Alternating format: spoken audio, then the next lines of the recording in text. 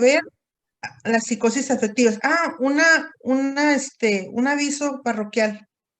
Entonces quedamos que el examen iba a ser el viernes. ¿Sí? Dijo que nos iban a dar indicaciones apenas, maestra. No habíamos quedado en nada. Ok. Entonces, bueno, dejen que Max cheque la agenda. Max, ¿Qué, maestra? pues antes de que se termine la clase nos dices si jueves o viernes, cuando tú puedas estar más relax. Pues se me hace mejor el viernes, no sé qué le parezca, Bueno, para no tener mucha prisa. no, a mí me parece bien cualquier día para tronarlos, me parece cualquier día bueno. Jueves o viernes. Bueno, yo para que estudien más, va, pero Maestra, qué ruda. No, todos son aquí muy estudiosos, todos pasan. No hay problema. Entonces, viernes. Ya recuerden el reglamento de los exámenes con libro abierto. Tienen que ser exactos, tienen que ser en tiempo y forma. El tiempo que digamos de la hora que pongamos como final, si se pasan 1 minuto, es menos calificación, 2 minutos, 3 minutos, 5 minutos. Cada minuto que se pasen va bajando su calificación. Por eso tienen que tener muy ordenados sus apuntes, tienen que estudiarlos, repasarlos para que sepan dónde están, que no estén al tanteo de ver aquí o ver allá y no pierdan tiempo. Esa es la ventaja del examen con libro abierto, es que tienen los apuntes. La desventaja es que tienen que saberlos manejar, tienen que saber dónde están y tienen que contestar de manera exacta y en tiempo. ¿Sí? Todo tiene su precio. Bueno, entonces, viernes, 1 hora. Bueno, vamos. Maestra, Vamos sería a pasar. el examen sería aquí por las computadoras. Así como los hemos tenido. Ok, muy bien. Sí, está bien, maestra. Para Y organizarme, yo digo para organizar mis apuntes. sí, eso es lo importante. Tienen que organizar su material, Gracias, maestra. porque si no lo revisan, si no lo tienen copiado, van a andar buscando, van a desesperarse y es la forma en que luego no pueden contestar a tiempo. Maestra, ya nos va a decir cómo de dónde a dónde va a venir igual que la vez pasada, ahora sí va a ser toda la información. Pues va a ser donde nos quedamos hasta las afectivas. Pero, por ejemplo, Sí. había un PowerPoint que dijo que ese nomás era como informativo. Ese no, ¿verdad? ¿Cuál? ¿Cuál No les dije? Uno rosita. Creo que era rosita. Lo del psicoanálisis, ¿no? Fue lo que nos dijo que era nada más. Sí, ese no, ese ya está entendido que ese es nada más material para que lo tengan. Sí, ese material está muy difícil, bueno, a mí me parece difícil de explicar. Por eso nunca lo incluyo en los exámenes. Bueno, vamos a ver hoy las psicosis afectivas y también las vamos a ver el jueves. Yo considero que sí las terminamos. En caso de que no las terminemos, pues nos quedamos, el examen va a ser hasta donde nos quedemos. Donde estaba la última vez, hasta este material que veamos en esta semana. ¿Sí? Bueno. Siempre les he dicho que todo lo que es en trastornos mentales es grave. Pero les dije que la más común y dentro de las graves se considera la más grave es la esquizofrenia. Porque la esquizofrenia presenta un abanico de síntomas, muchas veces hasta combinados. En la esquizofrenia se encuentran ideas delirantes, alucinaciones, pensamientos desorganizados, síntomas negativos, síntomas positivos, todo. Ahí el paciente incluso puede presentar hasta síntomas combinados en los mixtos, en la psicosis esquizofrénica mixta. Y cuando les he dicho, bueno, la paranoia nada más presenta un solo síntoma, el del delirio de persecución y de grandeza. Y entonces decimos, pues va a ser más suave. Y luego nos damos cuenta que no, que aunque es un solo síntoma, ocasiona mucho sufrimiento a la persona y ocasiona mucha incapacidad social y laboral. Aunque la persona no tiene ni pensamientos desorganizados, ni alucinaciones, pero de todas maneras, aunque sea un solo síntoma, es muy, muy, muy grave y además le ocasiona mucho trastorno a la persona. Así es también con las psicosis afectivas. Las psicosis afectivas, el principal síntoma es un descontrol del afecto. Y podemos decir, bueno, nada más tienen un síntoma, que es un descontrol del afecto. Y bueno, a lo mejor son más leves, son más light, pero nos damos cuenta que no. Vamos a ver por qué. También se conoce como el síntoma principal, que es el trastorno del estado de ánimo. Un trastorno del estado de ánimo es un patrón de enfermedad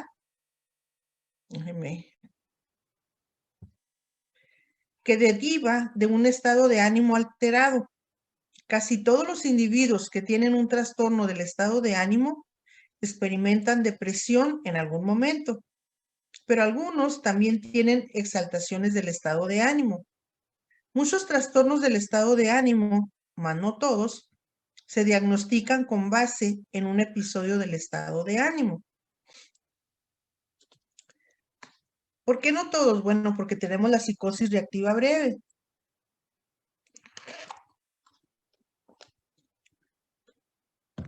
Que presenta un episodio de estado de ánimo, ¿sí?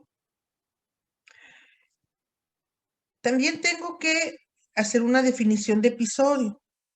Episodio es igual que en las telenovelas. Un episodio abarca un inicio, una cúspide y un final tentativo, ¿sí? Es igualito que Las Rosas de Guadalupe el episodio, ¿sí? Vamos a ver en qué consiste estos estados de ánimo descompensados en episodios. Bueno, tenemos un estado de ánimo depresivo. El término depresión cubre una variedad de cambios en los estados de ánimo negativos y sobre todo pues afectan en la conducta. Algunos estados de ánimo fluctúan entre lo normal y inician de lo normal van bajando a la depresión. Y otros coinciden con la definición de los problemas clínicos. Quiere decir que un estado de depresión, ¿sí?, puede iniciarse, ¿sí?, con un cambio aparentemente ligero del estado de ánimo y luego puede ir manifestándose más y más y más y más, hasta llegar incluso a una depresión mayor, ¿sí? Y coinciden con problemas clínicos, quiere decir que puede ser que la persona que padezca un problema de depresión vaya también combinado con una condición médica, una condición clínica, ¿sí? Puede ser, por ejemplo, un estado depresivo grave en una enfermedad terminal como hepatitis, como SIDA, ¿sí? O con algún tipo de tratamientos para el cáncer. Entonces, la depresión es un estado de ánimo negativo, ¿sí? Negativo. Una depresión significa hundimiento, ¿sí? Quiere decir que el ánimo o el estado de ánimo se va hundiendo. De hecho, depresión es o sea, deprimirse es hundirse. Vamos a ver los tipos de trastorno del estado de ánimo. Del trastorno depresivo podemos tener un trastorno distímico, un trastorno depresivo mayor o un trastorno bipolar.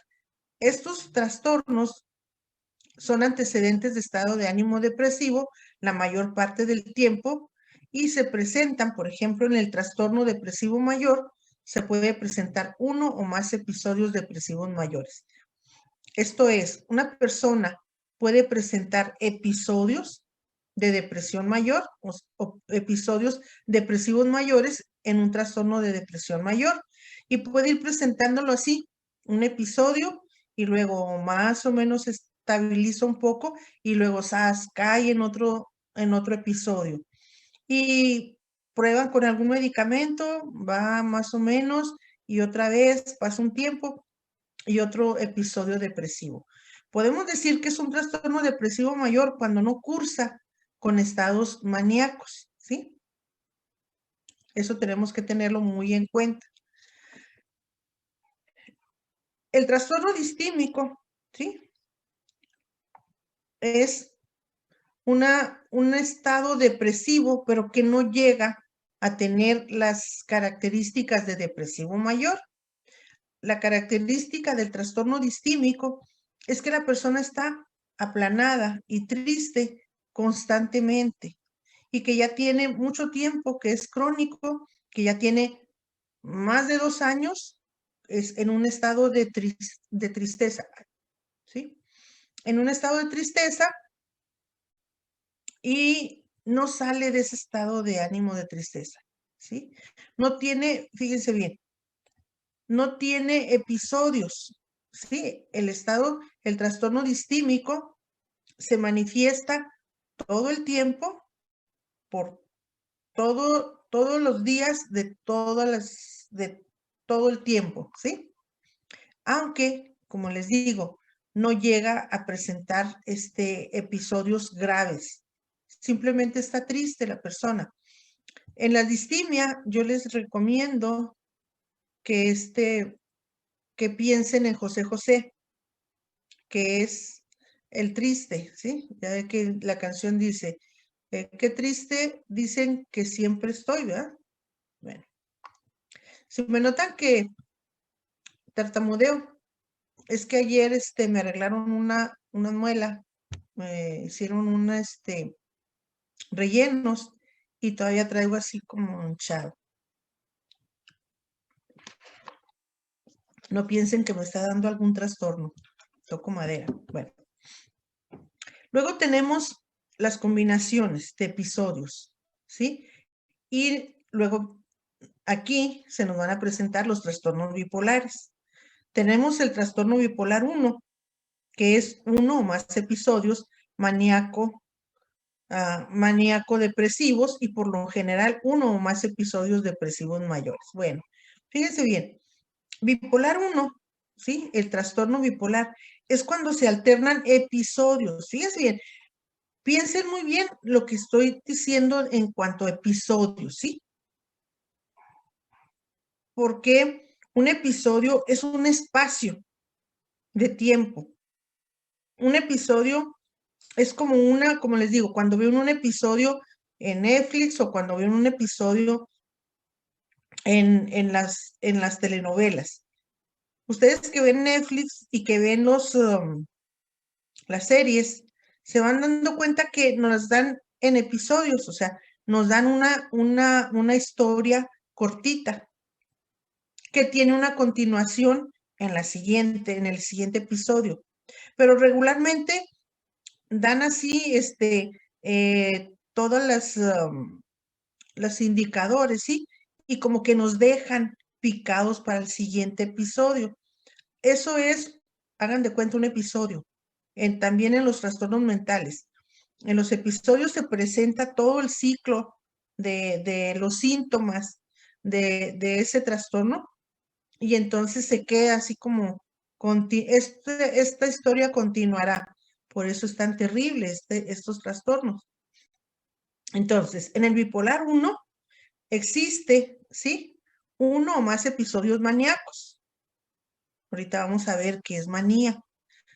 Y luego, y por lo general, uno o más episodios depresivos mayores. Fíjense bien aquí, como que está equilibrado. Aquí está la manía y luego la depresión. La manía y la depresión. Y van así, en episodios. Se presenta el episodio maníaco, ¡zas! Y luego va bajando un poquito la manía y luego va de picada hacia la depresión. Entonces, se van combinando un episodio maníaco y luego probablemente uno o más episodios depresivos. Ahí, sí, aunque se presente un solo episodio maníaco y varios episodios depresivos, podemos decir que es bipolar 1. También es importante que nos demos cuenta que el trastorno bipolar es lo mismo que psicosis maníaco-depresiva, pero sí, el nombre de psicosis maníaco-depresiva ya no es tan actual, ¿sí? Ahora se conoce más como bipolar. Y si nosotros queremos ser más específicos, podemos decir bipolar 1. Es cuando hay un episodio maníaco y más episodios depresivos, uno o más. Bueno, cuando decimos que la persona padece un trastorno bipolar 2, aquí fíjense bien, por lo menos hay un episodio hipomaníaco y uno o más episodios depresivos mayores, pero ningún episodio maníaco ni tampoco son ciclotímicos. ¿Qué quiere decir? Bueno, que se presenta un episodio con una manía bajita. Hipo significa bajo. Manía es una alteración, como de júbilo, como de mucho, de mucha agitación. Luego vamos a ver definiciones separadas de manía y depresión. Por lo pronto, tenemos esto más sintetizado, que nos habla que para que digamos que es bipolar 2, tiene que haber una hipomanía.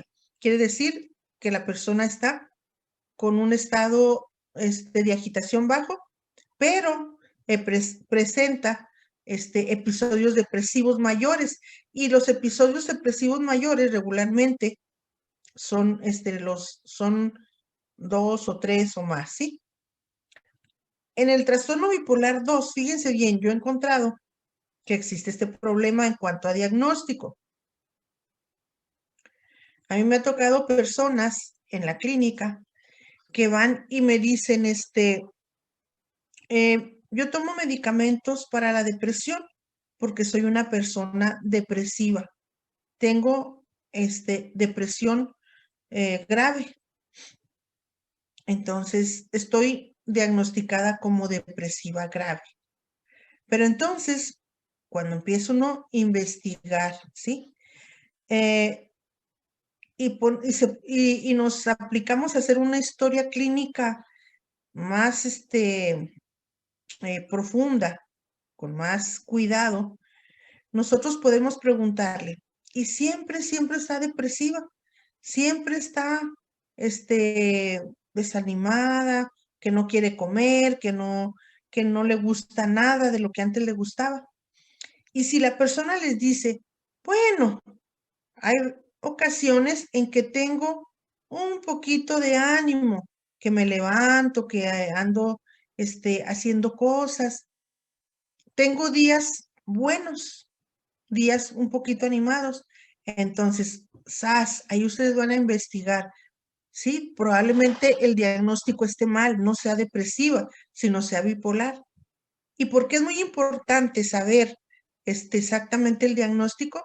Bueno, porque si una persona es diagnosticada depresiva, se le van a dar antidepresivos.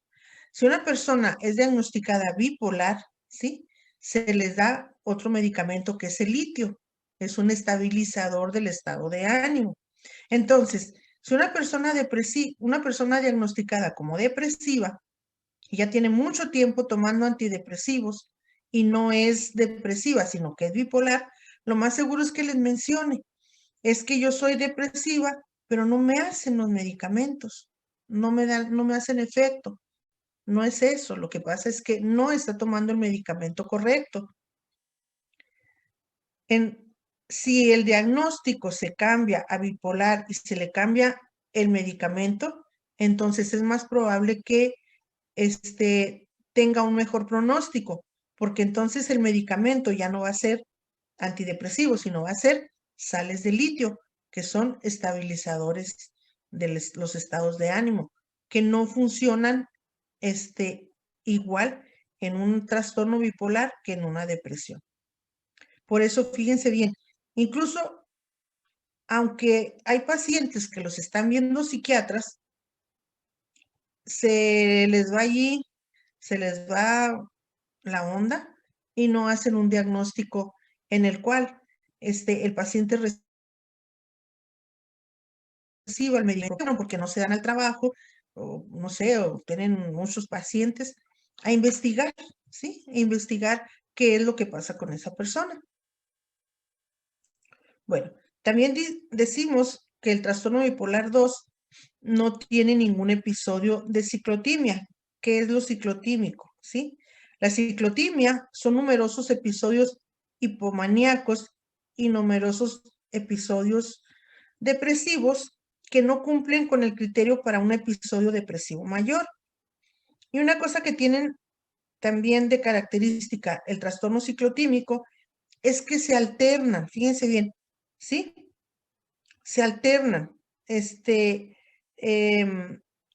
Se presenta el episodio hipomaníaco y luego uno más o menos medio que no tiene los requisitos para hacer un episodio depresivo, sino que es un estado así como de inestabilidad, como de tristeza. Son las personas que están muy inestables, ¿sí? Que tienen a veces poquita actividad, pero luego también son así como si siempre estuvieran cansadas o tristes. Entonces no llegan a tener todo el cuadro de para decir un criterio de episodio depresivo. Pero sí tampoco tienen el estado de ánimo estabilizado. Y también, por eso se les dice ciclotímicos, porque son como en ciclos, ¿sí? Más que en episodios. Son como ciclos de poquita actividad y luego ciclos de estados depresivos.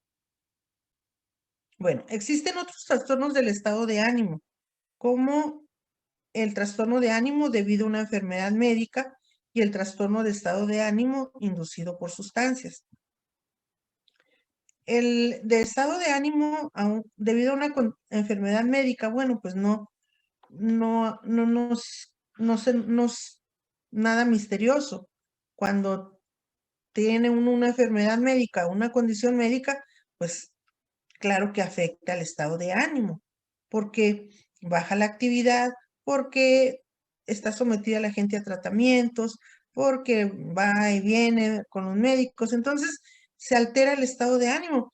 Además que debido a una condición médica le atascan a uno de medicamentos que pueden alterar el estado de ánimo, ¿sí?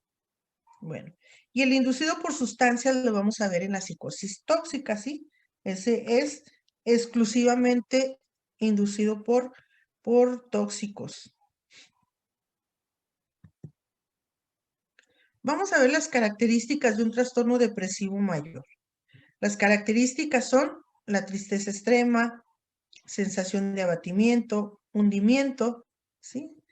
Bueno, vuelvo a decirles que depresión significa hundimiento.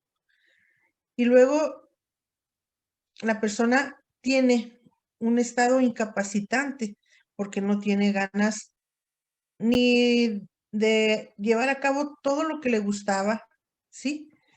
Además, presenta abulia, alogia, o sea que no tiene nada de lo que hacía que le causaba alegría, ahora le causa ninguna atracción, nada de lo que le gustaba le gusta. Y luego la persona tiene episodios prolongados de llanto, tiene poca capacidad de insight, está aislada, tiene poca tolerancia a la frustración, presenta estrés. Luego, los signos vegetativos, ¿sí? Los signos visibles son la pérdida de la libido, adelgazamiento excesivo por estados de anorexia, o puede haber aumento de peso por hiperfagia, o sea, comer demasiado, disminución de energía, estar la persona fatigada, alteraciones menstruales, insomnio, o sea, no puede dormir, o está todo el santo día dormido y toda la noche la persona. Bueno, los criterios. El criterio A del manual diagnóstico dice que tiene que haber presencia de 5 o más de los siguientes síntomas durante un periodo de 2 semanas y también que representen un cambio respecto a la actividad previa. Y también nos recomienda que sea observado por otras personas. Yo puedo decir, estoy muy triste, estoy muy fatigado, y andar en las fiestas y en los bailes y todo esto, y nada más cuando se toque el tema de que tenga que arreglar mi ropa o mi cuarto, me empieza a dar todos los síntomas. Entonces allí no está muy confiable, ¿sí? Tiene que ser un cambio respecto a la actividad previa y también que sea notable por otras personas. Y aquí tenemos, miren, dice 5 o más de los siguientes síntomas. Y acá tenemos los síntomas. Aquí tenemos 9 en pantalla. Si ya calificamos con 5 de estos, ahora sí que ya chupando faros. Bueno, uno de los síntomas es un estado de ánimo depresivo la mayor parte del día, casi cada día, según lo indica el propio sujeto, que se siente triste o vacío, o también que lo observen los demás. En los niños y adolescentes, el estado de ánimo puede ser irritable, ¿sí? Fíjense bien, en los niños y adolescentes también se presenta la depresión, pero a ellos se les manifiesta más como un estado de ánimo irritable o de enojo. El 2 es disminución acusada del interés o de la capacidad para el placer en todas o cada una de las actividades, la mayor parte del día y casi cada día. También es según refiere el propio sujeto, pero también que lo observan los demás. 3, pérdida importante de peso sin hacer régimen o aumento de peso también. Y también un cambio de más del 5% del peso corporal en un mes. Si a ustedes, sus pacientes, les dicen que ha bajado mucho de peso o que ha aumentado mucho de peso en poco tiempo, tenemos que tomarlo como un indicador para investigar. En los niños hay que valorar el fracaso en lograr los aumentos de peso esperados, ¿sí? El sueño es muy importante. Si les menciona el paciente que tiene insomnio, que no duerme o que duerme mucho cada día, y recuerden, no nada más esto es por un día. Tiene que ser, como nos dicen, mínimo 2 semanas. Podemos encontrar agitación o enlentecimientos psicomotores cada día, que lo observen los demás, no meras sensaciones de inquietud o de estar enlentecido. Recuerden que en una ocasión yo les dije que es muy importante la comunicación o la comunicación no verbal. Les dije que es muy importante el lenguaje de los gestos, que una persona deprimida nos habla mucho, pero no con palabras, nos habla mucho con sus gestos. Y si nosotros entrenamos a nuestros ojos a observar, ¿sí?, los movimientos, podemos darnos cuenta cuando una persona está deprimida porque sus movimientos son lentos, ¿sí?, porque su vista está, su visión está ausente, porque puede ser que sus manos estén muy inquietas. O sea, hay muchos indicadores, si ustedes entrenan a sus ojos, que les van a indicar que una persona está deprimida o que está agitada, ¿sí?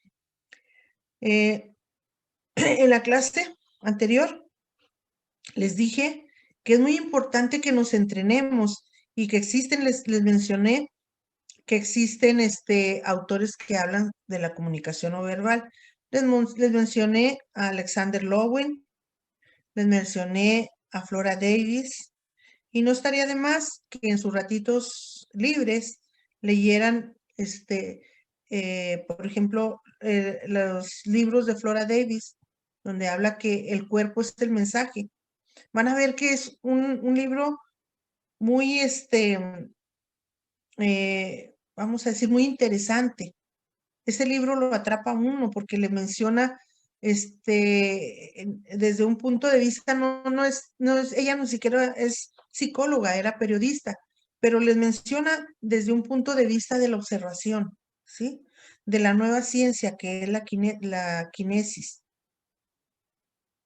Yo les recomiendo eso. Alexander Lowen fue discípulo de Wilhelm Reich. Entonces, Alexander Lowen nos habla incluso, fíjense bien, nos habla incluso de cómo hasta el estar en una postura por años, tener contracturas musculares, van modificando nuestro aspecto físico. El Alexander Lowen pone un ejemplo. Dice que llegó a su consulta una mujer, sí, muy formalmente arreglada, pero que le llamó la atención, ¿sí? Que de su cintura hacia arriba se veía, muy fornida, vamos a decir, pero de su cintura hacia abajo, ¿sí? Sus caderas estaban como muy secas, como muy, enjutas, y sus piernas muy largas. Entonces, decía que su pelvis estaba como muy, aplanada. Entonces, él empezó, al estar observando su estructura, física, se dio cuenta, al estar hablando ella, de que era una mujer muy frustrada sexualmente, que ella se había reprimido mucho sexualmente, y por lo tanto, esa represión sexual, ¿sí? Tan exagerada, había alterado su complexión física, había alterado estar sus músculos tanto tiempo con contracturas, o sea, rígidos y contracturados. Dice Alexander Lowen, el no tener flujo de sangre, el no tener estimulación de ejercicio, va haciendo que las estructuras musculares se corrijan. Y les menciono yo este ejemplo porque está muy interesante.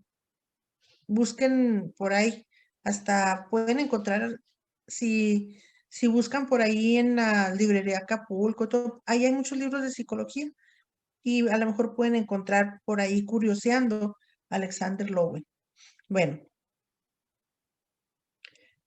en 6 tenemos fatiga o pérdida de energía casi cada día. Una persona desenergetizada se nota, ¿sí? Les manda muchos mensajes.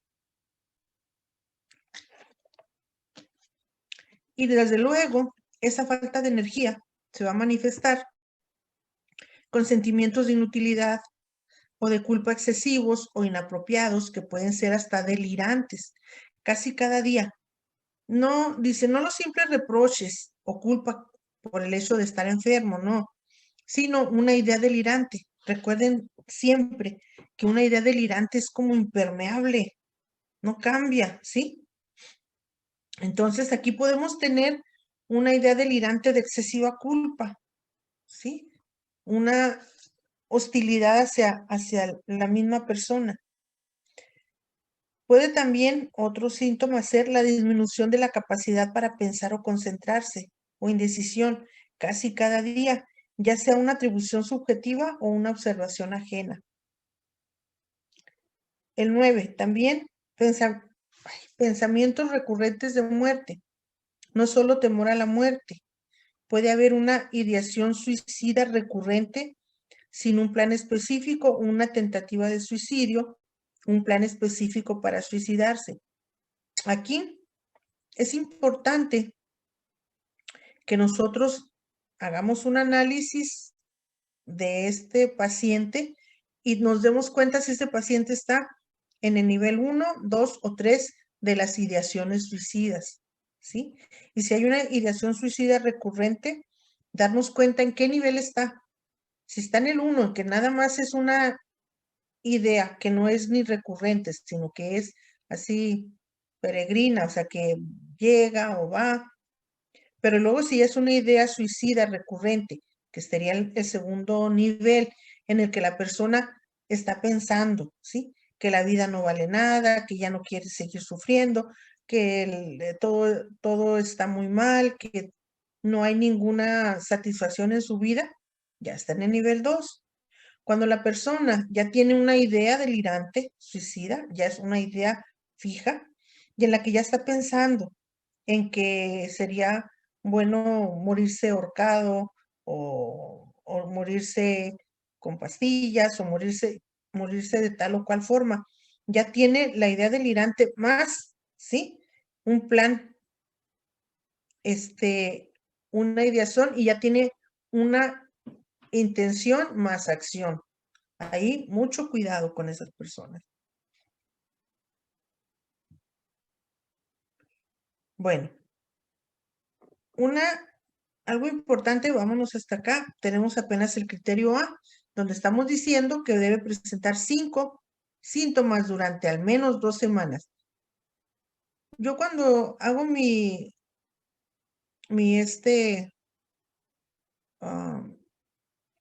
reporte, empiezo a investigar si tiene más de 2 semanas, cuidado. Ok. Se me acaba de ocurrir algo. Bueno, ahorita que terminemos lo de la depresión, espérenme.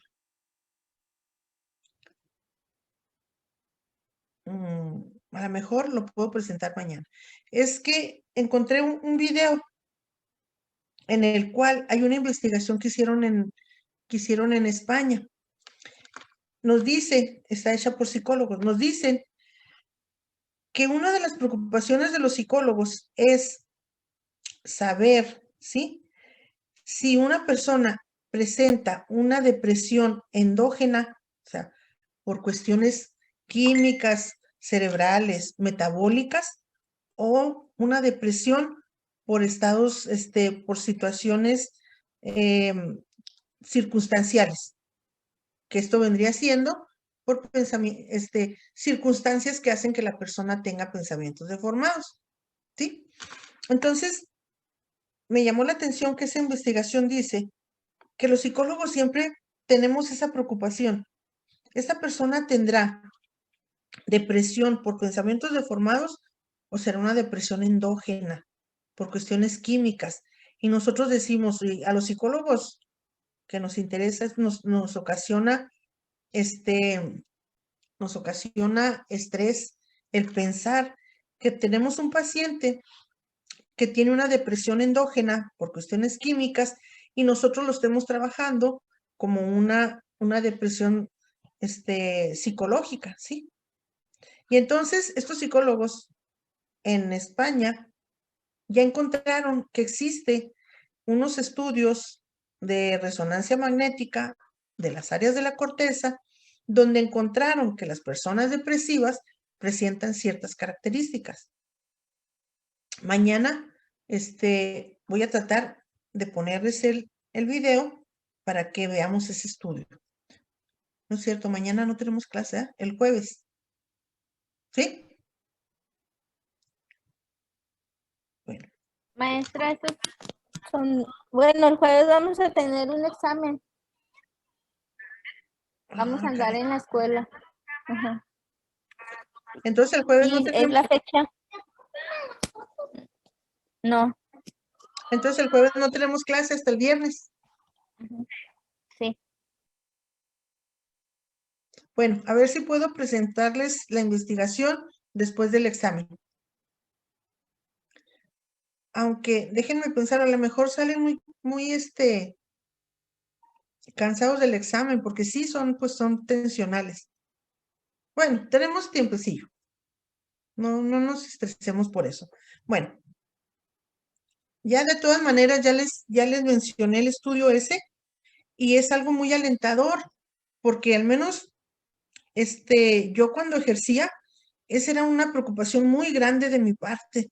Decía, bueno, estoy trabajando pensamientos deformados, estoy trabajando pensamientos de túnel y pensamientos de fracaso, estoy trabajando la autoestima de este paciente.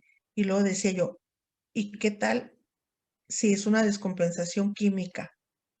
¿Mm? Sí me causaba mucho estrés, sí, la verdad sí. Ahora, hay esa esperanza, ¿sí? Ya se puede detectar. Incluso tal vez con un examen de laboratorio se pueda detectar. Y entonces nos vamos ya directamente, ¿sí? A trabajar sobre la química. Nosotros no, pero ya le mandamos al psiquiatra, ¿sí? O al médico. Órale, ahí va mi diagnóstico. Este paciente se tiene que trabajar con medicamentos. ¿Sí? Bueno. Vuelvo a regresarme para que vean. Tenemos el criterio A que nos dice 2 semanas de alguno de 5 de estos. ¿Sí? Ok. El criterio B, que los síntomas no cumplen los criterios para un episodio mixto, que quiere decir que nada más sea depresión, que no se haya presentado nunca un episodio de manía. ¿Sí? El criterio C, que los síntomas provoquen malestar clínicamente significativo o deterioro social, laboral y de otras áreas importantes de la actividad del individuo. Como aquí les decía, no califica un individuo que dice que está depresivo en el trabajo, pero luego en las fiestas, es el alma de las fiestas, ¿sí? Ahí no. Entonces tiene que ser el malestar clínicamente significativo en todas las áreas, ¿sí? En las áreas sociales, laborales, de trabajo, de estudio, en todo. Porque esto que yo les menciono es algo interesante, aunque me vea yo como sangrona. Les pueden llegar pacientes que digan que tienen depresión, pero cuando ustedes investigan, muy depresivos, pero luego andan en fiestecitas, andan en reuniones, cuando se trata de, por ejemplo, de salir, de pasear, de caminar. Entonces allí ya tendríamos que ver con restricción, eso de la depresión, ¿sí? Porque un verdadero estado depresivo, los síntomas provocan malestar en varias áreas de las áreas importantes de las actividades de la persona. No selectivo. Bueno, en el criterio D, los síntomas no se deben a una condición médica, ni tampoco a una sustancia, a un droga, a un medicamento, a una enfermedad. Como por ejemplo, hipotiroidismo. Hay personas, ¿sí? Sí me tocaron pacientes a mí que estaban depresivas, llorando, angustiadas, desanimadas, y si los canaliza uno al médico, hay médicos muy abusadillos que les hacen un estudio de la tiroides y encuentran que hay fallas en la tiroides que luego provocan esos estados de ánimo. Entonces, dan medicamento para nivelar, ¿sí? Esta glándula y entonces, los síntomas de depresión se van, esos de llanto, inestabilidad y todo eso. Entonces, fíjense bien que esto de la depresión tiene varias vertientes que tenemos que estar listos, ¿sí? Tenemos que estar ahora sí que abusadillos. En el criterio E, los síntomas no se explican mejor por la presencia de un duelo. Tenemos que contemplar eso. Por un duelo no califica como depresión. Cuando los síntomas persisten durante más de 2 meses o se caracterizan por una acusada incapacidad funcional o preocupaciones mórbidas de inutilidad, ideación suicida, síntomas psicóticos o enlentecimiento psicomotor, pudiera presentarse estos síntomas, pero, ¿sí? Pero el tiempo tiene que ser limitado. La persona no puede estar en una situación de duelo, o sea, no es ya no sería muy factible que fuera duelo si pasa más de un año y la persona sigue igual. Maestra, Mándeme. ¿podría ponerme la diapositiva anterior, por favor? Sí, claro, a ver. Un momentito nada más. Sí, no está bien. Esta. Esa sí está importante, esa diapositiva. Ok, porque sí la tenía. Perdón, maestra. Sí, porque nos da, nos da la clave en cuanto a 5 de estos y ya. Creí que se me había pasado otro porque como empezó con el B, Ya, ok. se me pasó una diapositiva y no me di cuenta. Okay. No, es que tenemos A y luego Sí, el sí. A nos dice que 5 de estas y luego sigue el B, C Sí, sí. y D. Ajá. Muy bien, maestro. Gracias. Es lo que nos está diciendo el DSM, ¿verdad? El manual diagnóstico para decir que una persona tiene un episodio depresivo grave. Bueno, mande. Tengo una duda. Cuando la persona no tiene, bueno, más bien, tiene hábitos que lo inducen a una depresión, como por ejemplo una mala alimentación, dormir mal, adicción a videojuegos o a drogas o a la pornografía, y empiezan ese tipo de cosas, entonces, aunque la persona no haga nada para no estar en depresión, sigue considerándose o diagnosticándose como depresión. Ok. Bueno, fíjate bien, tu preocupación es la preocupación que tenemos todos los psicólogos, de decir, bueno, ¿esta depresión es endógena o esta depresión es circunstancial? ¿Sí? Circunstancial quiere decir que es por las circunstancias que pasa el individuo. Como tú mencionaste, mala alimentación, no dormir bien, estar desvelándose toda la noche con videojuegos, hasta ahí, porque usar drogas, eso sí ocasiona una depresión endógena, ¿sí? Porque porque la persona al meter una sustancia tóxica a su organismo está ocasionando un desequilibrio del metabolismo cerebral, ¿sí? Entonces, ahí fíjate bien, si esta persona utiliza drogas, ya está metiendo a su organismo sustancias que están ocasionando un desequilibrio metabólico neuronal, ¿sí? En sus áreas de la corteza cerebral. Y luego, aparte de meterle drogas, no come bien, aumenta ese desequilibrio, esa inestabilidad de los componentes químicos cerebrales. Y luego no duerme bien, sigue aumentándole, sigue echándole leña al fuego, ¿sí? Y luego no duerme, no come, está, otro hábito, no duerme el tiempo correcto, duerme de día, se duela de noche. Entonces, fíjate bien, aquí las drogas o las sustancias iniciaron una descompensación química, neurológica o metabólica, pero luego los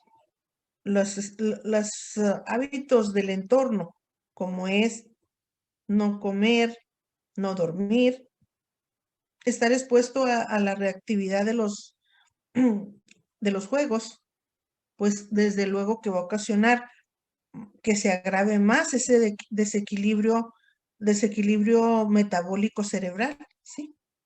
Entonces ahí están combinados los dos factores, ¿sí?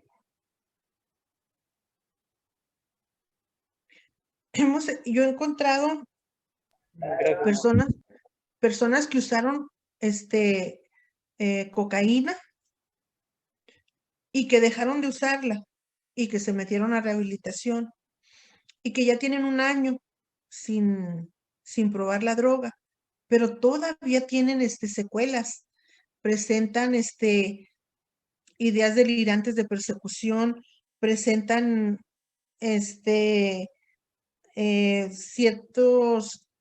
presentan mucha ansiedad, presentan todavía, no pueden hacer buenas asociaciones o buenas asociaciones cognitivas.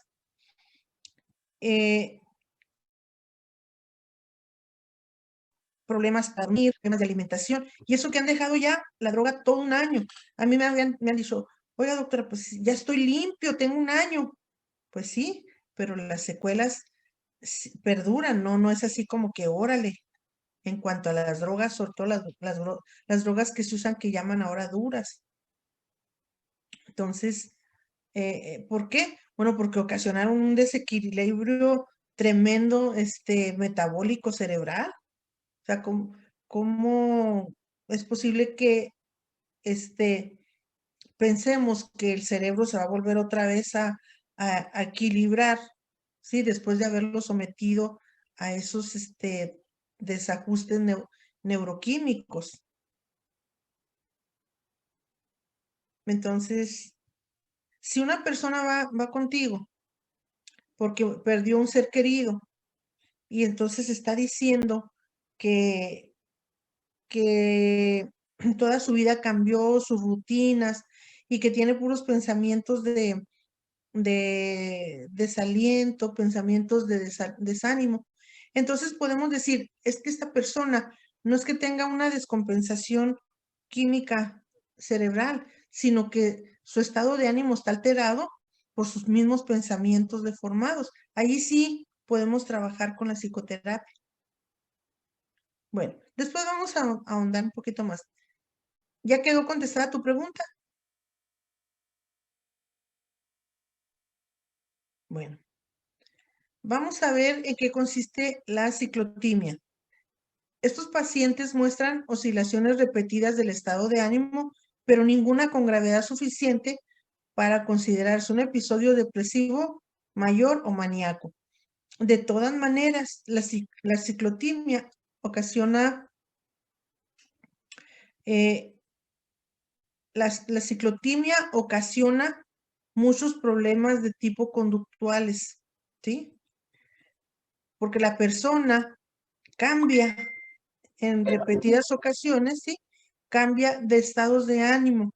Entonces, una persona así, ciclotímica, no puede adaptarse mucho a los requerimientos de trabajo, a los requerimientos de socializar, ¿sí?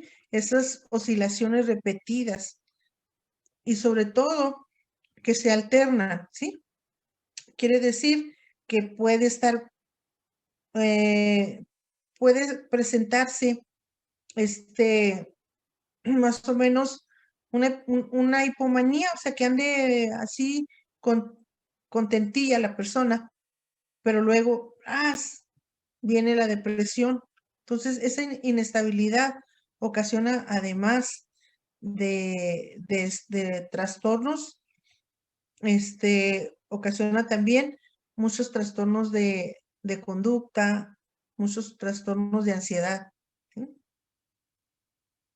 También en la ciclotimia existen episodios de hipomanía y depresión no severa. Recuerden, la ciclotimia no tiene ni la manía ni la depresión grave, pero de todas maneras es una merma. En ocasiones, esto nada más es como el ambiguo, o sea, es el antesala para luego padecer una bipolaridad, que eso es algo bastante horrible. Bueno, un resumen para diagnosticar el trastorno ciclotímico. Presencia de numerosos periodos de síntomas hipomaníacos, numerosos periodos de síntomas depresivos durante 2 años a lo menos. En algunos libros de psiquiatría dicen que 1 año, pero yo me parece como más asertivo decir que 2 años. También los síntomas depresivos no deben reunir los criterios para configurar un episodio depresivo mayor, ¿sí? O sea, no debe tener un depresivo mayor, porque entonces, si ya tiene hipomanía y depresivo mayor, ya sería ¿qué? Un bipolar 2, ¿sí? Entonces, fíjense, en la ciclotimia tiene que mantenerse así, bajita la manía y bajita la depresión, porque si no, pasaría a otro trastorno. Ahora, en la ciclotimia quiere decir que los síntomas han estado todo el tiempo por un periodo de 2 años. No hay aquí como que ay, me la pasé muy suave 2 meses o 1 mes. No. En la ciclotimia es una merma porque nunca la persona estuvo totalmente estable. Durante los 2 primeros años del trastorno no se ha presentado ningún episodio depresivo mayor, ni maníaco, ni mixto. Algunos manuales dicen que en los niños 1 año es suficiente. Bueno, esto es la ciclotimia es un trastorno muy, muy desgastante para las personas. Una vez, hace años, yo tuve una alumna que yo consideré que era ciclotímica porque jamás la vi platicar con nadie, jamás la vi reírse ni interactuar. Las exposiciones las hacía como si estuviera hablando un robot, ¿sí? Sí era preocupante esa alumna, pero o sea, ya alivianada. La distimia. Fíjense bien, la distimia es un trastorno depresivo persistente. Fíjense bien. Me voy a volver a regresar. La ciclotimia, para que no se nos haga bolas el engrudo. La ciclotimia tiene periodos de hipomanía, que es andar algo maníaco pero leve, y también depresiva, pero también leve, ¿sí? O sea, es como si fuera una psicosis maníaco-depresiva, pero leve, ¿sí? Más o menos para orientarnos. La distimia no. La distimia es un trastorno depresivo constante, recurrente. O sea, la persona siempre está triste. No llega a tener un cuadro depresivo, no llega a tener una depresión, pero siempre está triste. La distimia es, en esta no existen las fases de exaltación, no hay hipomanía, quiere decir que la persona siempre está aplanada. Cuando menos en la hipomanía, pues hay una poquita de acción, de sentirse bien. En la distimia no. En la distimia, dura mucho más que el trastorno depresivo mayor típico. Esta variedad de depresión no suele tener gravedad suficiente para que se considere un episodio de depresión mayor, pero, sí, pero la distimia es bien incapacitante, ¿sí? Porque las personas no logran tener, por mucho, mucho tiempo, no logran tener un estado de ánimo alegre, creativo, satisfactorio. Siempre está ahí el episodio, siempre está la tristeza, aunque no llega a ser una depresión mayor. Por eso decimos que la distimia es un cuadro que se caracteriza porque los síntomas depresivos son leves, pero son crónicos. Es lo malo. O sea, no son tan intensos, pero son siempre, siempre, siempre, siempre. Para decir distimia, también tenemos que considerar que ya sea más de 2 años la persona. En la maestría voy a presentar un caso de una mujer distímica. Esta muchacha distímica, ¿sí? No podía establecer ninguna relación duradera, ni de trabajo, ni de pareja, ni siquiera de estar en un ambiente, por ejemplo, de estar estable en un departamento, ¿no? Siempre estaba, pues sí, triste, inconforme, hacía su trabajo nada más de la manera rutinaria, el menos entusiasmo posible, y sobre todo cambiaba mucho de parejas. Tenía una relación con uno un día y luego al día siguiente terminaba y luego en 2 días otra y otra y otra. Entonces, ¿por qué? Bueno, porque no encuentra un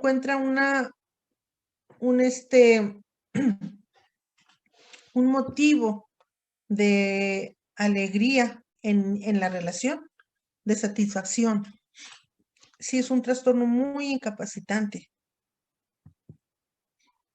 Los criterios. Bueno, con que ya tenga el primer criterio, ya con eso, ya. Es un estado de ánimo depresivo la mayor parte del día, unos días más que otros, pero Maestra, todos los días. perdón que la moleste, ¿esos son los criterios de la distimia nada más? Sí. Sí, la distimia, estos son los criterios para la distimia.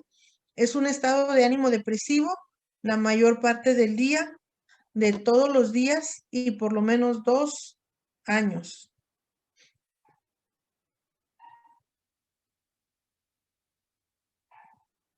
Entonces, en la distimia es estar triste siempre, siempre, siempre, siempre, ¿sí? Y por mucho tiempo, porque es crónica. La distimia es un trastorno crónico que dura muchos años. Y dice 2 o más de los siguientes síntomas cuando está la persona deprimida: pérdida o aumento de apetito, insomnio o hiperinsomnia, falta de energía, baja autoestima, dificultad para concentrarse o para tomar decisiones y sentimientos de desesperanza. Si se fijan, es lo mismo. Los síntomas se parecen mucho en la depresión, se parecen mucho en la tristeza, se parecen mucho en un estado depresivo, un cuadro depresivo agudo o grave. Lo que varía es la intensidad, ¿sí? En la distimia, los síntomas no llegan a ser tan graves para considerarse depresión, episodio depresivo grave o agudo, ¿sí? Pero ahí están, constantes, no cambian por mucho tiempo.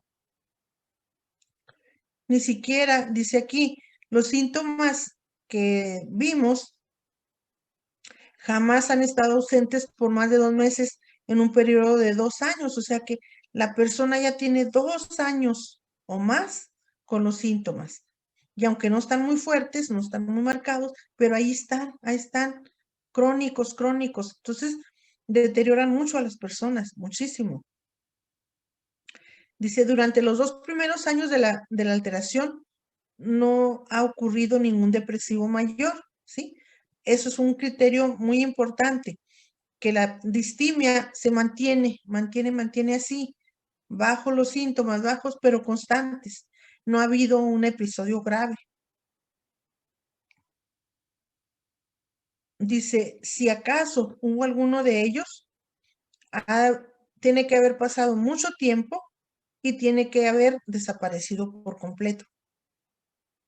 Una cosa importante es que jamás se ha presentado un episodio maníaco o hipomaníaco. O sea, estas personas no conocen la manía, o sea, no conocen lo que es andar alegre o exaltado o alterado, ¿no?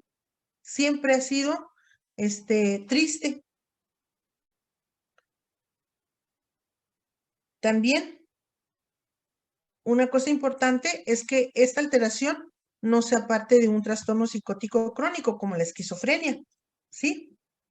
Tampoco que sea por una sustancia química o una droga o una enfermedad.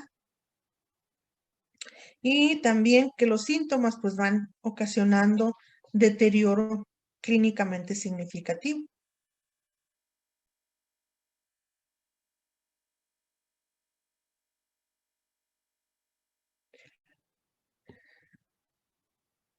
Ay, qué miedo con esa imagen, ¿verdad? Alan se mandó al ponerla allí. A ver si no les dan pesadillas. Qué fea, maestra. Está muy fea, a ver si no les dan pesadillas. Sí, ¿verdad? Ese fue grande el Alan. Bueno. Las características que se ven con frecuencia en personas distímicas. Fíjense, seguimos con la distimia. Se ven melancólicos, no disfrutan las cosas, no tienen sentido del humor, son pesimistas, baja autoestima, tendencia a estar ensimismado y sentimientos de culpa. Imagínense una persona que tiene todo eso. ¿Ustedes creen que va a disfrutar la vida? Y aunque ustedes les digan, no, hombre, la vida es bella, la vida es preciosa, disfrútala. Pues no, porque su química les ocasiona todo este trastorno del estado de ánimo. Entonces, no funciona que nosotros digamos, échale ganas, ándale, anímate. Pues no.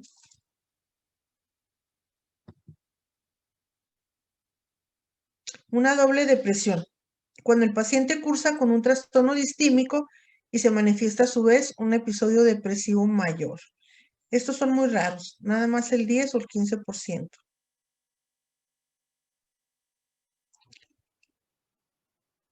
Cuando la persona está distímica, y luego tómale un estado depresivo. Eso no es muy común. Lo más común es que los distímicos o los ciclotímicos pueden llegar a ser bipolares. Bueno, aquí estamos, a ver.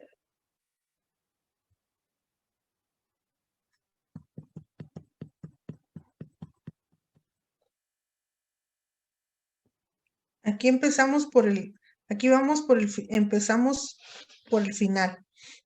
Aquí tenemos la definición de lo que es manía. Les he estado diciendo yo que el paciente hipomaníaco o maníaco, pero aquí está la definición de lo que es manía, para que nos quede claro. La manía es un trastorno del estado de ánimo que se caracteriza por hiperactividad de toda psíquica, con un fondo de alegría, es eufórica la persona, actividad frenética, no tiene motivación real alguna. Cabe mencionar que son muy desproporcionados en relación a cualquier acontecimiento positivo. En la manía, ustedes podrán decir, ay, qué suave andar maníaco. No. Hay personas que pasan o cursan un episodio maníaco y tienen que hospitalizarlas y tranquilizarlas con con calmantes, porque es una hiperactividad exagerada, ¿sí? No es que la persona esté alegre o eufórica, es una actividad frenética, ¿sí? Es una actividad que no tiene motivación real, o sea, no andan alegres porque cumplan años, porque les regalen un pastel. Ay, qué rico un pastel, va. Bueno, estoy pensando en pasteles. No, no, no, no, no, cálmate. Ya me estoy poniendo maníaca. No hay una motivación real. La persona de pronto empieza a estar agitada, a estar con una actividad frenética, con una actividad desproporcionada en relación a cualquier acontecimiento. Y esa hiperactividad no es creativa, porque pudiéramos decir, bueno, pues si andan tan acelerados, pues órale, que se pongan a construir una casa o levantar unos pisos. No, porque es una hiperactividad que no tiene objetivos claros. O sea, pueden empezar algo y no lo terminan. O sea, pueden empezar a querer pintar toda una casa y nada más dan 2 o 3 pinceladas o 2, 3 brochazos y no se pueden concentrar, ¿sí? Y pueden estar, decir que van a pintar una habitación, pero subirse al techo porque luego quieren cambiar el techo, o sea, existen esa hiperactividad sin un objetivo claro. También en la manía hay fuga de ideas, elevación del humor y aumento de la actividad. La persona se distrae fácilmente y constantemente cambia de tema o intenta abordar otro nuevo. Puede tener la falsa convicción de riqueza personal, poder, inventiva y genio, y puede asumir de forma temporal identidades grandiosas, creyendo a veces que es Dios o creyendo que puede volar o que puede correr grandes distancias. Es una persona que tiene que ser hospitalizada la mayoría de las veces porque es incontrolable. O sea, luego disminuye su necesidad de dormir. Una persona maníaca se implica en actividades de forma inagotable, puede caer en delitos, es impulsiva, es excesiva, puede intentar negocios arriesgados, visitar casas de juego o tener conductas sexuales peligrosas. También suelen a veces, si tienen dinero, empezarlo a regalar a todos lados o empiezan a comprar cosas excesivamente caras y raras. Hay personas que en un episodio maníaco vendieron sus casas a precios así ridículos o que dejaron a su familia sin herencia porque vendieron todos los bienes o que se metieron en problemas de tipo sexual, sí, por conducta sexual peligrosa, o personas que regalaron todas sus pertenencias, regalaron sus ropa, sus muebles, sí. Una persona maníaca es mucho problema para ella y para las familias de esas personas, porque también pueden estar agresivos, ¿sí? Esa misma euforia. Necesitan supervisión, se necesitan medicar, se necesitan hospitalizar. Bueno, los criterios para decir que alguien tiene manía es un periodo diferenciado de un estado de ánimo anormal y persistente, elevado, expansivo, irritable, que dura al menos una semana o cualquier duración, porque es necesario hospitalizarlo. Y si se hospitaliza y se les da sedantes, pues bueno, claro que la manía se controla, pero regularmente para controlarse dura al menos una semana. Durante el periodo de alteración del estado de ánimo han persistido 3 o más de los siguientes síntomas. 4 si el estado de ánimo es solo irritable y ha habido un grado significativo. El criterio B nos habla de que puede tener 4 de estos síntomas, ¿sí? 3 o 4 de los siguientes síntomas. Y aquí van los síntomas. Una autoestima exagerada o grandiosidad. Regularmente se presentan ideas delirantes de grandiosidad. Una disminución de la necesidad de dormir. Se siente descansado tan solo unas horas o 1 hora de sueño. Más hablador de lo habitual o verborroico. Tiene fuga de ideas o experiencia subjetiva de que el pensamiento está acelerado. Está distraída la persona, la atención está desviada, no tienen buena atención.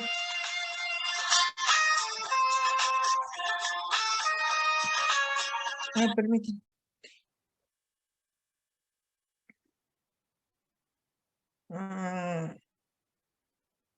La atención se desvía fácilmente hacia estímulos externos banales e irrelevantes. Hay aumento de la actividad intencionada, ya sea socialmente, en el trabajo, los estudios o sexualmente, que hay agitación psicomotora, pero también no hay objetivos, o sea, la actividad es no se aterriza en nada productivo. También implica excesivo en actividades placenteras que tienen un alto potencial para producir consecuencias graves. Por ejemplo, se envuelven en compras irrefrenables, indiscreciones sexuales, inversiones económicas alocadas. Y como les digo, hay personas que han dejado a su familia sin nada porque lo venden o lo regalan todo. En el criterio C, los síntomas no cumplen los criterios para el episodio mixto, ¿sí? Quiere decir que nada más sea la manía solita, sin tener un episodio depresivo. ¿Por qué? Bueno, porque si ya tenemos la manía y la depresión, ya no es un trastorno maníaco, ya sería un trastorno bipolar, ¿sí? ¿Se fijan? Que los criterios del DSM son muy claros para que no nos equivoquemos en los diagnósticos, ¿sí? Porque si cambiamos, si ya existe otro síntoma, entonces ya no es el episodio maníaco, ya sería un episodio, otro trastorno diferente.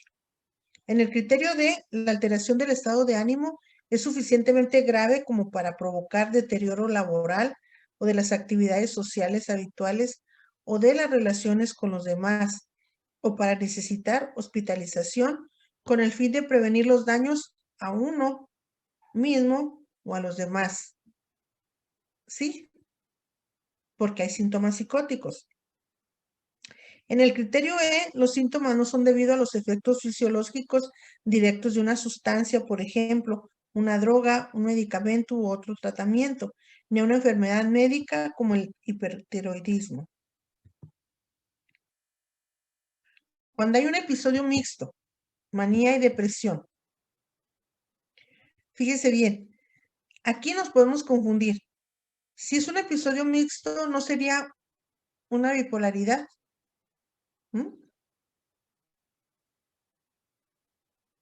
No. Porque en la bipolaridad se da en episodios.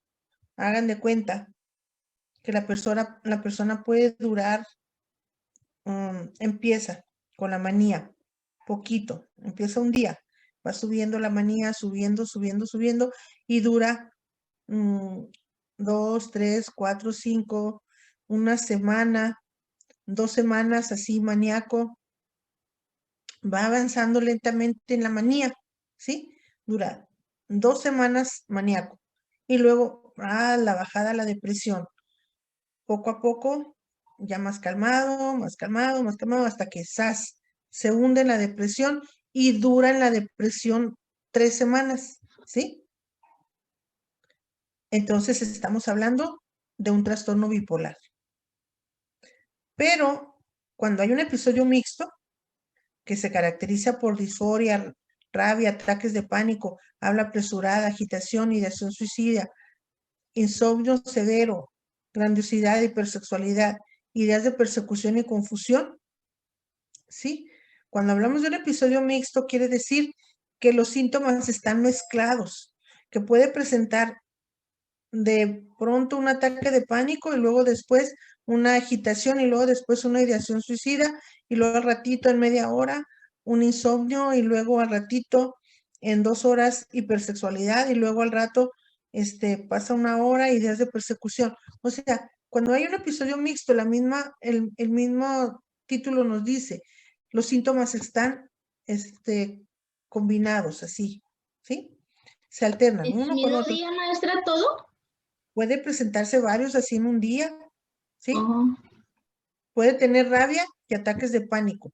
Y luego hablar apresurado, estar agitado, hasta en unas horas nada más.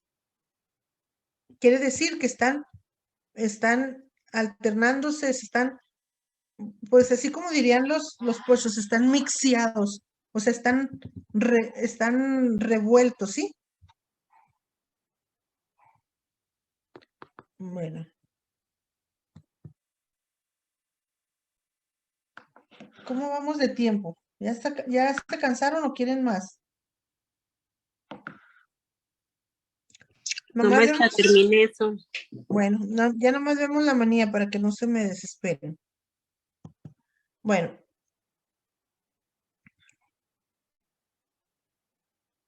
Dice, el criterio A. En el criterio A es que se cumplen los criterios tanto para un episodio maníaco como para un episodio depresivo mayor, excepto en la duración, casi cada día durante al menos un periodo de una semana. Miren, vamos a regresarnos. Cuando se combina en un episodio mixto manía y depresión, tiene que cumplir el criterio A, ¿sí?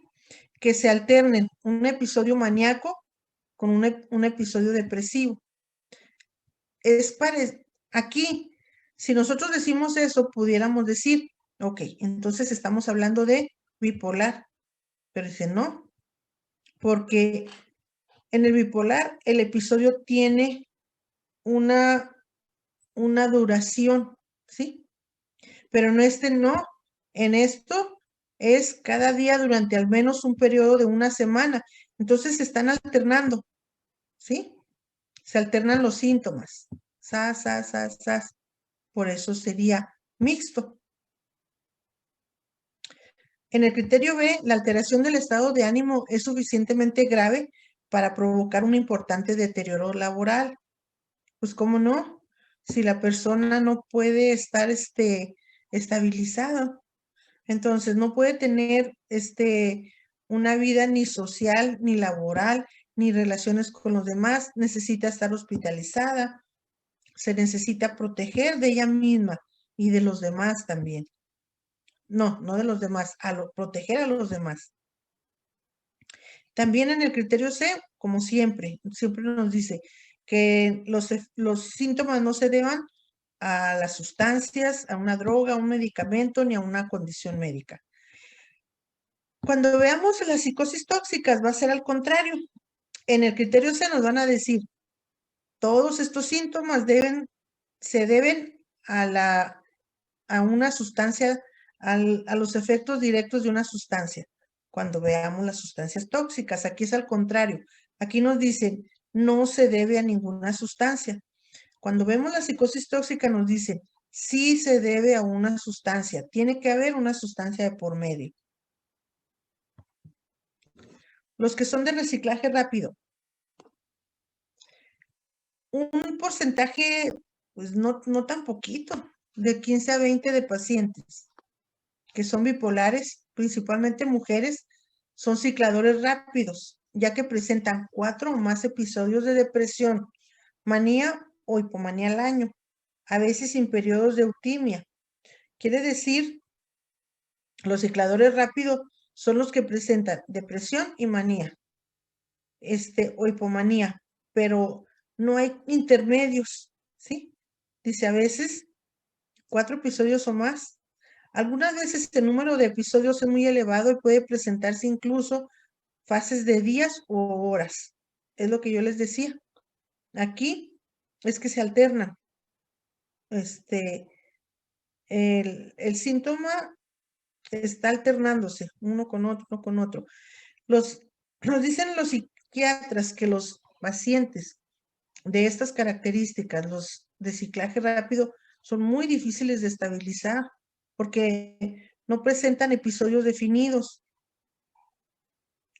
Entonces, para estabilizarlos con medicamentos son más problemáticos.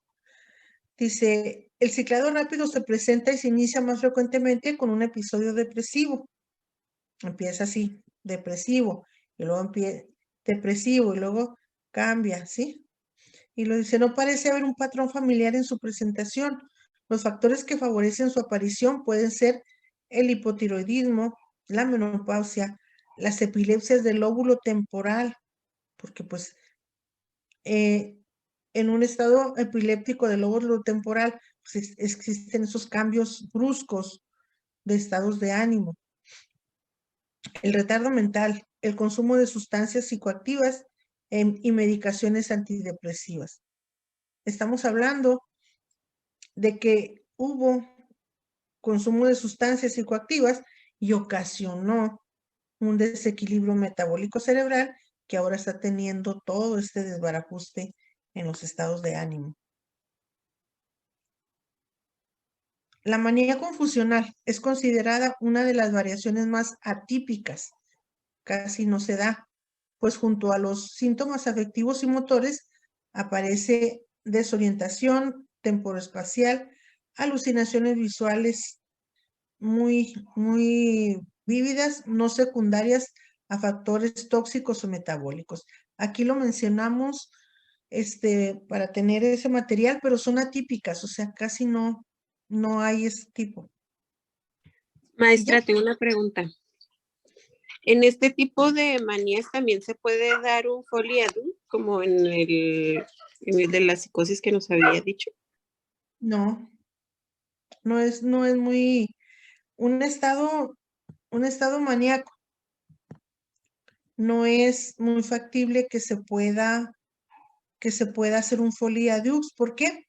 Porque la persona, miren, vamos a ver a la manía. La manía. Vean cómo está la persona maníaca, ¿sí?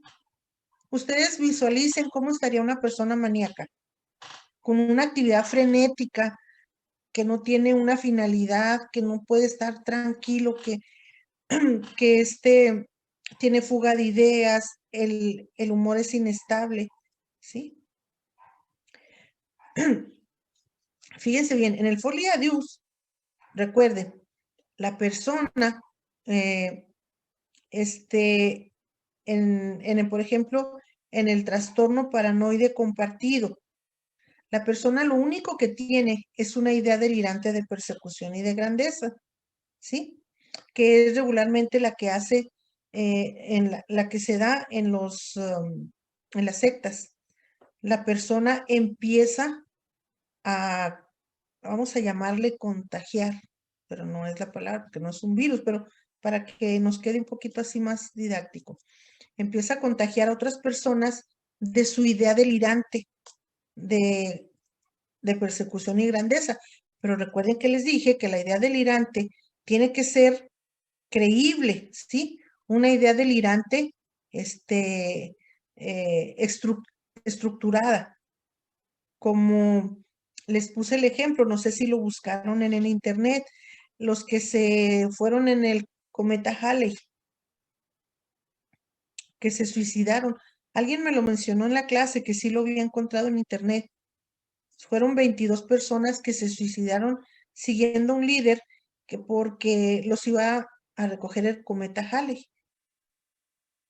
Es una idea delirante de grandeza porque tiene algo de base, porque sí existe el cometa Halley, porque sí pasó en el tiempo que ellos se mataron, sí, que se suicidaron. Entonces sí era una idea delirante con cierta base de credibilidad. Entonces fíjate bien, para que haya un Folie-à-Deux, tiene que haber una idea delirante, ¿sí? A veces, como en las sectas, nada más es la idea delirante de persecución y de grandeza principalmente en las sectas. En el trastorno psicótico compartido, que es una esquizofrenia compartida, es lo que les estuve yo platicando de los amiguitos que andaban por la 16, que eran primero 1 y luego 2 y luego 3. Ahí se comparte, vamos a decir de una manera así como medio sencilla, ahí comparten la esquizofrenia o los síntomas de la esquizofrenia. Uno tiene la esquizofrenia, pero los otros no la tienen, nomás la comparten. Ese es un trastorno psicótico compartido, es como compartir la esquizofrenia. ¿Sí? Otra modalidad, como les vuelvo a repetir, es el trastorno paranoide compartido. Ese es compartir nada más la idea de grandeza o de persecución y grandeza, que son las sectas. ¿Se fijan cómo se nota muy claro? Fíjense en los amiguitos que andaban en la 16, todos descalzos, comiendo basura, todos sucios y hablando, traían fuga de ideas, traían pensamiento desorganizado, alucinaciones, todo lo que tiene la esquizofrenia. ¿Sí? En los otros, en los que se fueron en el cometa Halley, esos tenían únicamente la idea delirante de grandeza y persecución también de grandeza. Y esos se suicidaron y se fueron. Son los de las sectas. Pero si se fijan, un episodio maníaco, no es posible que alguien lo pueda compartir, porque aunque sea nada más un episodio y manía, ¿sí? Es una desorganización total de la química. La persona tiene fuga de ideas, no se concentra, está distraída, está, está agresivo de cierta manera, tiene conductas sexuales peligrosas. No puede ser un folie à deux, mas sin embargo, por ejemplo, cuando tiene conductas sexuales peligrosas, sí se puede involucrar con personas de manera sexual, ¿sí? Voy a presentarles una película en que se va a ver claramente una psicosis maníaco-depresiva o una bipolaridad 1, ¿sí? Para que les quede claro así y ustedes por su cuenta vean documentales de sectas para que puedan darse cuenta cómo son diferentes el folie à deux a la bipolaridad. ¿Sí? Bueno, y fíjense que terminamos con todo el material. Muy bien. Órale. Excelente. ¿Tienen alguna pregunta?